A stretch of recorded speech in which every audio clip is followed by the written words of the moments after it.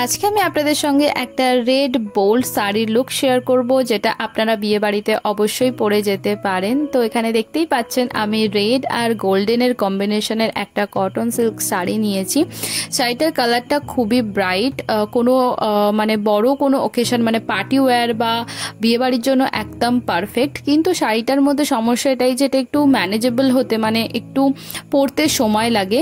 তো এখানে দেখতেই পাচ্ছেন শাড়ির আঁচলটা আমি খুব একটা বেশি সরু করতে পারিনি, বেশ ভালোই চওড়া হয়েছে শাড়ির আঁচলটা। কারণ একই কারণ শাড়িটা যেটা আছে ফ্যাব্রিকটা খুব একটা বেশি সফট নয়, তো সেই জন্য আমাকে একটু চওড়া আঁচল করতে হয়েছে। তারপর বানিয়ে নিয়েছি আমি একটু চওড়া চওড়া কুচি, কারণ এই শাড়িটাতে একটু বেশি চওড়া কুচি বানিয়েছি, কারণ এতটা চওড়া কুচি না বানালে কিন্তু শাড়ির কুচিটা খুব একটা বেশি ভালোভাবে হচ্ছিল না।